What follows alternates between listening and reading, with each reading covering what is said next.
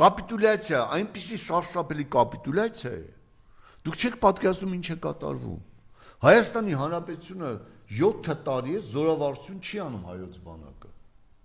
Ընդհանրապես չի անում։ Կրակային պատրաստություն, որ մարտական պատրաստության մեջ է, ուրիշ բան չի անում։ Հիմա այս մարդը խաղաղություն է բերում, թե պատերազմ։ Բավոր Ալիևը խաղաղություն է ուզում, ինչա 40 հատկանար։ Թուրք շարժը։ Մենակ 24 թվականին 13 խոշոր զորավարություն է կատարել ադրբեջանական բանակը։ Միայն բոլոր զորավարությունները Հայաստանի Հանրապետության դեմ են ուղղված եղել։ Միայն Թուրքիայում տեղի ունեցած զորավարությունը, որը ավարտվել է նոյեմբերին, ներեցեք հունվար-փետրվար ամսին 25 թվականի հունվար-փետրվար ամսին ուղղված է եղել Երևանի գրավման պլանն է մշակվել։ Բա ուր է դրա խաղաղության թուղթը։ Ինչ խաղաղության թուղթ։ Այդ պատերազմի թուղթը։ Եթե ինչ որ մի հայ մտածում է, վախենում է պատերազմ եւ ուզում է, որ նիկոլական խաղաղություն լինի, նիկոլական ցեղասպանություն է լինելու։ Թուրքերն ասում են դա գաղթ է եղել։ Եվ հիմա գիտեք ինչ են ասում։ Գյումրեցի մեկը կա է ԿՊԱ-ական։ Ասում է չեն կռվել։ Չեն կռվել, ջոկատներ չեն կազմել կռվել։ Ես հիշեցնում եմ Դավաճան Նիկոլ Փաշինյանի խոսքերը, ոչ ոք իմ հրամանատարական ունակությունների վրա չկասկածի։ Ուրեմն ռազմական կառավարման առաջին օղակը գերագույն գլխավոր հրամանատարն է։ Հետո գլխավոր շտաբը, որոնք պետական ամբողջ կառույցները միավորում են, համախմբում են, մոբիլիզացում են եւ կռվում են։ Ես ուրիշ բան ասեմ։ Դուք գիտեք, որ վայնկոմներից հաստիկը կրճատվել է բանակից։ Զինկոմներ չկան, լավ, եթե զինկոմ չկա, մոբիլիզացիա ով է կատարելու։ Եվս մեկ օրինակ բանակը քանդելու։ Երբ Անդրանիկ Քոչարյանին հարցում են ինչ բանակ բարեփոխումներ են անում, ասում են դե կանանց են ընդունել բանակ, պայմանագիր են կնքել, որ 16 տարի հետո 20 տարի հետո տուն ստանան, հա, զինկոմներն են կրճատել, հա, ուրիշ են բարեփոխում չկա։ Ինչ եղավ Հնդկաստանի զենք, հիշում եք, որ ես ասում եմ զենք, ընդհանրապես զենք չի մտնում Հայաստանի Հանրապետություն, դա ժողովրդին խաբելու ոչ մի զենք չի գնում Հայաստանի Հանրապետություն, 20 թվականից հետո զենք չի գնում, թուրքերը թույլ չեն տալիս Նիկոլը զենք գնի։ Մենք այսօր ունենք հրազենային զենք, ուրիշ ոչինչ չունենք։ Ռազմաարդյունաբերության 100%-ով կրճատել ռազմաարդյունաբերության հատկացումները։ Ռազմաարդյունաբերությունը քանդվեց Հայաստանի Հանրապետությունում։ Քանդվել է ամեն ինչ, մենակ տնտեսությունը քանդվել է, հարկային բեռ են բարձրացնում։ Ես ուրիշ բան ասեմ։ Խնածախի վրա կրակել են, Խոզդավարի վրա կրակել են, Սիսիանի իշխանասարի ուղղությամբ կրակել են, Գորհայքի ուղղությամբ կրակել են, Սոտկի ուղղությամբ կրակել են։ Խնածախի թուրքական դիրքից մինչև արդեն ավերված եւ ամմարտաբնակ տունը 150 մետր։ 2 կիլոմետր մտել է, այս խնածախի բաղերն են այստեղ, այս գետն է գնում, եկել են այստեղ դիրք են դրել, 2 կիլոմետր ներս են եկել, ասում է սա մերն է, այստեղ էլ 150 մետրի վրա գտվում է տուն, կրակել են հիմա, Խոզդավարի վրա կրակել են, դուք հասկանում եք ինչ է կատարում։ Ժողովուրդ, եթե ինչ-որ մեկը կասի, Ղարաբաղցիները չկռվեցին, նա չկռվեց, կռվում է պետությունը։ Պետությունն է հաղթում կամ պարտվում։ Որտեղ պետությունը կարող է մոբիլիզացնել ժողովրդին, կարող է չմոբիլիզացնել ժողովրդին։ Ֆրանսիական բանակը գերմանական բանակից եւ թվակազմով եւ զինտեխնիկայով սպառազինությամբ ավելի հզոր էր, բայց ֆրանսիացիները չկռվեցին, օկուպացվեց ամբողջ Ֆրանսիան։ Խորհրդային միությունը Ստալինի նման ղեկավար ուներ, Ժուկով, Ռակասովսկի, Վասիլևսկի, Վաղրամյան, Իսակով, Կուզնեցով ուներ ադմիրալներ, հաղթեց։ Բայց ով էր Ժուկովը, Կուզնեցովը, մյուսը, եթե չլներ պետություն, պաշտպանության պետական կոմիտե ստեղծեց պետությունը։ Դուք հասկանում եք, պետություններն են կռվում։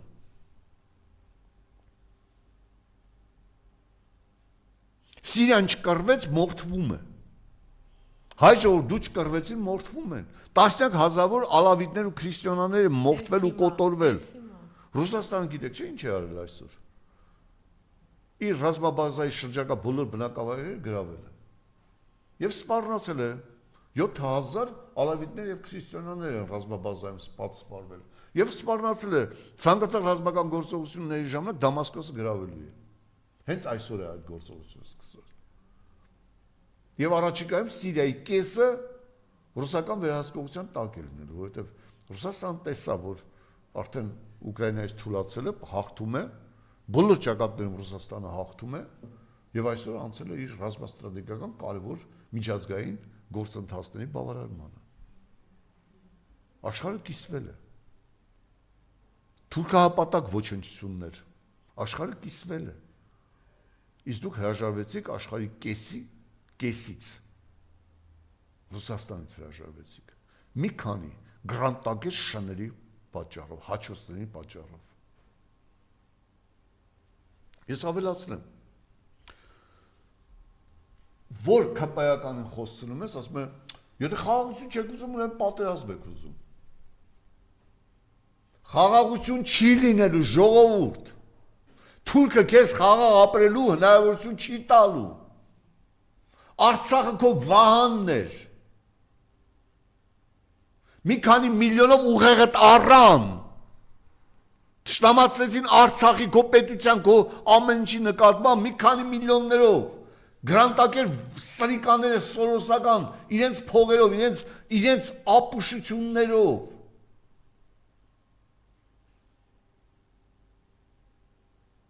Եվ ինչ արեցին։ Դու կորցրեցիր քո պաշտպանիչ վահանը։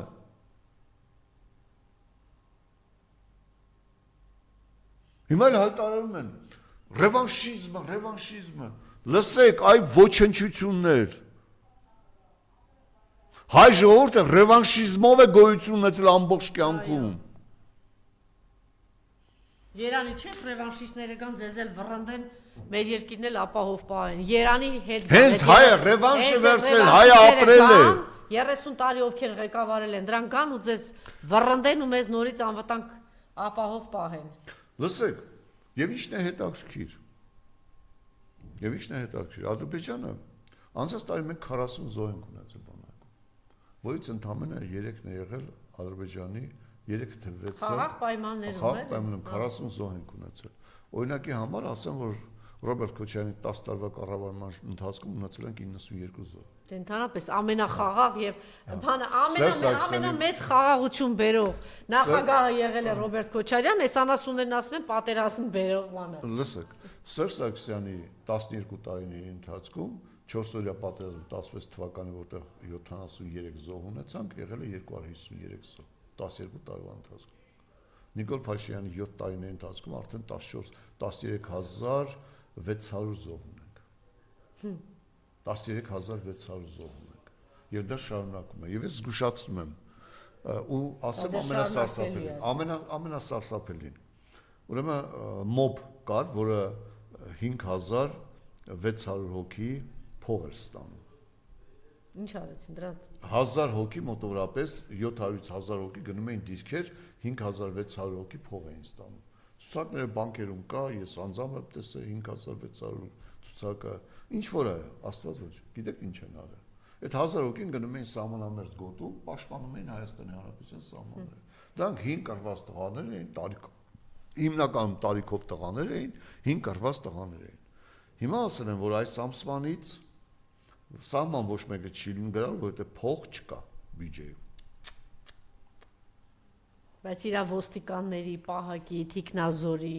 բանի թալանի համար շատ փող կա։ 31000 ոստիկան կա, 5000 թիկնազոր կա իրան, 5000 թիկնազոր կա, 36000, այսինքն Հայաստանի Հանրապետության բանակ 38000, թիկնազորը եւ ոստիկանը 36000։ Դուք հասկանում եք ինչ է կատարում։ Դա փաստեր են։ Եթե ես սխալ եմ ասում, իմ հաշվարկներում սխալ եմ ասում, ասեք ճիշտ չեք ասում։ Եթե տասնյակ տղերք են մոտեցել, որ սահման չեն գնալու, պարոն գնդապետ, որովհետև ասում են փող չկա։ Փող չկա։ Այսինքն ես քայլել եմ, տես դեմքս մեջ արևահայություն կա, ես քայլել եմ սահմանում։ Ես գնացել եմ այն սահման, որտեղ կրակել է, դրա համար Գառնան արևը մի փոքր մքացել է դեմքս մաշկը։ Եվ ասեմ ձեզ, տասնյակ կիլոմետրերով բաց է սահմանը։ Ոչ միայն գնդեր, այլ դիվիզիաներ այդ սահմանի հետ բաց տեղով աննկատ կմտնեն եւ կօկուպացնեն Հայաստանի Հանրապետության ցանկացած տեղ։ Նիկոլ Փաշինյանը կազմաքանդել, կազմալուծել է Հայաստանի Հանրապետության պաշտպանունակությունը։ Կազմաքանդել, կազմալուծել է Հայաստանի Հանրապետության պաշտպանունակությունը։ Մենք այսօր անպաշտպան ենք, բայց գիտեք ինչն է հետաքրքիր։ Ժողովուրդը գիտի դա։ Ասում է ինչ անենք։ Ինչ անենք։ Գիտի ու ասում է ինչ անենք։ Ոչ մեկը չի ասում։ Դուրս գանք պայքարենք։ Ինչ կլինի։ Ոնց բոլորն անցել մենք։ Այն ինչ որ 15 թվականին։ Դուք հասկանում եք։ Այսօր առավոտ գալիս եմ, եթե այս տիկինը լսում եք, զբոսայգում քայլելով գալիս է, հանդիպեցի մի կնոջ, որի որդին զոհված էր։ Բարևեց ինձ, մենք կանգնեցինք, խոսեցինք։ Շատ թախծոտ, մութ հայացք ուներ։ Եվ սկսեց խոսել, թե ինչ ա մեզ, ասում իրա որդու ցավը թողած, ասում են ինչ ալնելու այս երկրի վերջը։ Միակ որդուն թաղել է։ Ասում այս լավ ասում, ես ասում վախենում եմ, իմ որդու գերեզմանը կորցնի։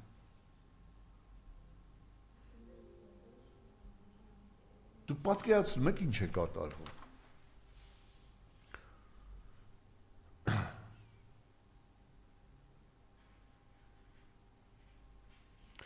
Եվ գիտեք ինչ կա։ Երբ Սարիկին հարցնում են, ասում են Դավաճանները Նիկոլ Փաշինյան, ասում են Դավաճան չի Նիկոլ Փաշինյան, Դավաճանը նրանք են, ովքեր իրենց որդիներին ազատել են պատերազմից, բանակում չեն ծառայել։ Այսինքն Սարիկը մեղադրեց քպայական ողջ վերնախավին Դավաճանության մեջ, որովհետև քպայական ամբողջ վերնախավը ոչ մեկը բանակում չի ծառայել։ Ոչ մեկը։ Մի հոգի է ծառայել, ինքն աֆիցերին դանակարելու համար դատվել է, դա Սուրիկ Պապիկյանները։ Սարիկ, դու ճիշտ ասցիր, իրական Դավաճան է։ Քպայական բոլորը Նիկոլի գլխավորությամբ Դավաճան են։ Նիկոլի գլխավորությամբ Դավաճան են։ Լավ, Նիկոլ Փաշինյան, 211 միլիոն դոլարով դու Հայաստան ես վաճառում։ Զատուլին ասես, որ 5 միլիարդով ես Արցախը վաճառել։ Այդքան էժանացել ես արդեն 215, հիշում եք, որ 2018 թվականին ազգային ժողովում քննարկվեց այն հարցը, որ Ադրբեջանի կենտրոնական բանկից Հայաստանի կենտրոնական բանկ է փոխանցվել 211 միլիոն դոլար։ Հիշում եք դա։ Կարող է այդ փողերի համար Հայաստանը տալիս։ Այսօր քպայականները եւ նայում ես, չէ՞, այսօր քպայականները այնքան են հարստացել։ Ես մի օրինակ բերեմ։ Նիկոլ Փաշինյանը հայտարարեց, որ յուրաքանչյուր Հայաստանի Հանրապետության խաղադրույքի մեջ ներգրավում է 17 միլիարդ դրամ։ Ես բացեցի հարկային հաշվետվությունը, թե խաղադրույքներից ինչքան փող է մտել Հայաստանի Հանրապետության բյուջե։ Նայեցեք, եթե օրական 17 միլիարդ դրամ է, ապա դա կազմում է տարեկան։ Հիմա ես տարեկան կազմում է խաղադրույքների 18 միլիարդ դոլար։ Նիկոլ Փաշինյանի թվերն եմ ասում։ Եթե դրա 20%-ը եկամտահարկ է, ապա Հայաստանի Հանրապետության պետական բյուջե պետք է լինի 3 միլիարդ 600 միլիոն դոլար փող պետք է մտնի։ Դա հաշվարկ է, ժողովուրդ ջան։ 18 միլիարդի 20%-ը 3 միլիարդ 600 միլիոն դոլար է կազմում։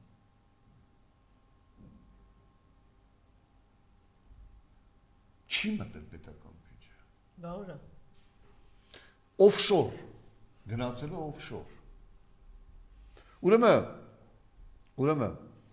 այնտեղ 7 տրիլիոն խաղադրույք է կատարվել, 7 տրիլիոնը դա 18 միլիարդ դոլար, 7 տրիլիոն խաղադրույք է, որի 90%-ը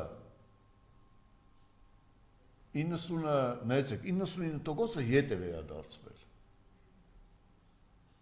Այսինքն փողը փոխանցում է խաղադրույքի համար պետական բյուջեից։ Եթե սխալ եմ ասում, ԱԱՑ հերքեք իմ ասածը։ 20 պատտում են վիվարում, ցույց են տալիս տնտեսական ակտիվություն, որ ասում են 7% տնտեսական աճ, այդ 7 տրիլիոնի պտույտն է,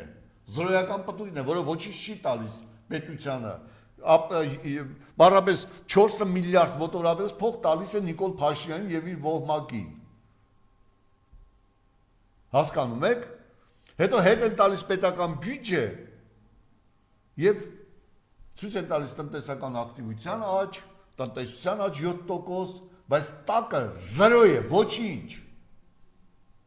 Ուր է գնացել 3 միլիարդ 600 միլիոնը Նիկոլ Փաշինյան, օֆշոր, ում անունով է փոխանցվել։ Արդյոք քո ու Աննայի անունով է փոխանցվել դա։ Հարցնում եմ, պատասխանեք։ Թե քո գործարար հռչակված նարեկների անունով, որոնք մի քանի տարում դարձան միլիարդատերեր։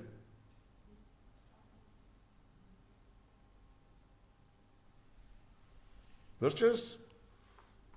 դες մեկ-մեկ որ մամուլում նյութեր են լինում, դες վերցնում եմ եւ օգտագործում եմ։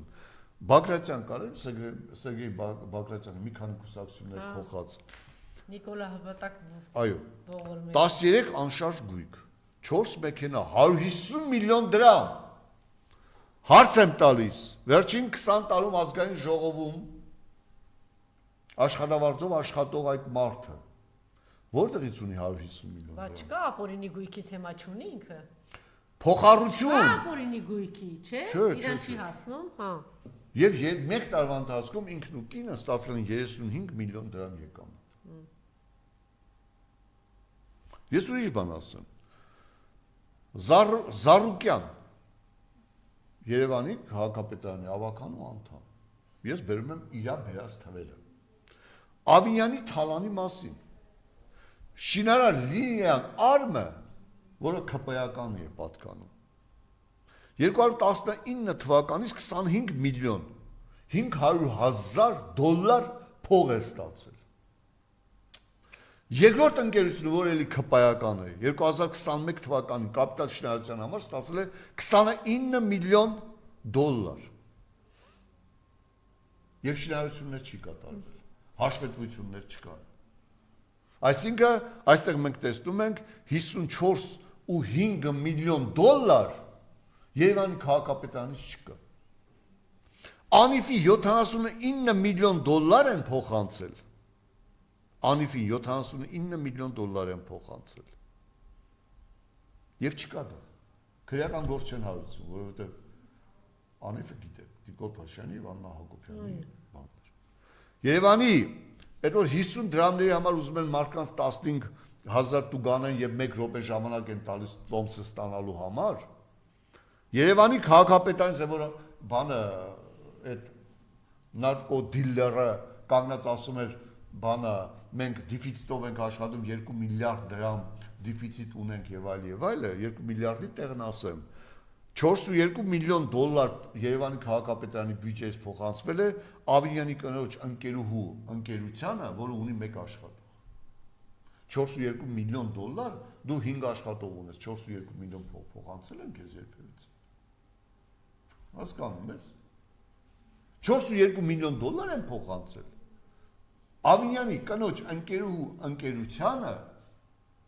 որը ունի 1 աշխատող։ Եվ այդ փողը չկա ընդհանրապես։ 79 միլիոն, այս բոլոր այդ հարյուրավոր միլիոնների փոխանցումից Երևանի քաղաքապետարանը հետ է ստացել, գիտեք ինչքան փող։ 7,000 դոլար։ Արդյունավետությունը 7,000 դոլար փող է։ Իսկ փողերը 100 միլիոնավոր դոլարներ չկան։ Երևանի քաղաքացիներն, որ հնազանդ գնում եք տոմս եք ստանում։ Ավտոբուսում մի քաղաքացի հանճարեղ մի խոսք ասաց, ասում մենք այնպիսի վատ ազգ ենք, ամաչում ենք 50 դրամ չմուծել, բայց չենք ամաչում հայրենիք կորցնել։ Այդ որ ամաչում եք, մուծում եք, իմացեք այդ 50 դրամները, որոնք 20 միլիարդ դրամ է, 20 միլիարդ դրամ է, դա մոտավորապես 500 միլիոն դոլար, դա ներեցեք 50 միլիոն դոլար, պատկերացրեք 50 միլիոն դոլար է ձեզնից խլում Ավինյանը, փոխանցել է իր կնոջ ընկերուհուն։ Ձեզ թալանելով, միայն տրանսպորտով 20 միլիարդ դրամ թալանելով, փոխանցվել է կնոջ ընկերության։ Վերջերս մի շատ հետաքրքիր բան եղավ, ուրեմն մի շատ հետաքրքիր զրույց լսեցի, ուրեմն պատահական հեռուստացույց նայեցի, Խաչատուր Սուքիասյանն էր հանձնաժողովի նիստում խոսում եւ խոսում էր ինչ եք մտածում արդյունաբերության զարգացման այդ նախարարին էր ասում, ինչ եք մտածում էլեկտրոմոբիլներ բերեք, Երևանի քաղաքը օդը աղտոտվում է, այնց հերոսական ճառ էր ասում։ Հետո ընկերս զանգեց ասի խնդրում եմ էլի, սա կամ իր բիզնեսն է, հա։ 4000 ավտոմոբիլ բան էլեկտրոմոբիլ է բերում տաքսի տակ դնելու համար։ 4000 Երեք ասեցի Հայաստանի օդի աղտոտվածությունը, ուրեմն այդ Լոս Անջելես բանը թերդերները որ սկսել էին Հոլիվուդի օդի աղտոտվածության մակարդակը ասել է այն աշճան, ինչ որ հենց հիմա մենք Երևանում շնչում ենք։ Ես ուրիշ բան եմ ասում։ Այսինքն ինչ մենք բոլոր առումներով թույնի աղտոտվածության։ Ես ուրիշ բան ասեմ, դուք երևի երկրում չեք, չգիտեիք որ բանին Սուքիասյան Խաչատուրին իր թիկնապանները թռել էին Թումանյան փողոցի վրա, չեք իմացել այդ մասին։ Հա, թռել են փողոցի վրա, բանին տարել են թիկնապաններին տարել են Խաչատուր Սուքիասյանը լացակումած նստեց մեքենան փախավ իր թիկնապաններին թողնելով Բախտի կմաճուկին Թումանյան փողոցում Խաչատուր Սուքիասյանին։ Ես ասել եմ, չէ, Նիկոլը բան ա թափել գլխի։ Իսկապես իր մեքենաներն է։ Այո։ Եվ ընդ որում ինձ մտերի մարդ զանգեց եւ նկարած ցույց էր տալիս Խաչատուր Սուքիասյանը մեքենայի առաջ կանգնած, սս գլուխը կախած, բան էր թափած գլխին եւ Նիկոլն էր թափել, չէ լողացել։ Հա, այդ բանը։ Նիկոլ Սուքիասյան, դու պատասխան ես տալու հայ ժողովրդին քո ստերի համար։ Այն որ հայտարարում էր 1.5 միլիարդ դոլար փող ունի բանում, պահուստային փող ունենք։ Երբ ես խոսեցի ասի 287 միլիարդ է եւ տակ ես ուրիշ բան ասեմ Խաչատուր Սուքիասյան եթե 1.5 միլիարդ ունեիր ուրեմն 2025 թվականի փետրվարի դրությամբ Հայաստանի Հանրապետության պետական պարկը 13 միլիարդ է եղել Եվրոբոնդեր 750 միլիոն դոլարի եվրոբոնդեր են թողարկում եւ բաշխում ընդ որում ես ուզում եմ այդ հաշվարկը անել եւ արդեն նայեցեք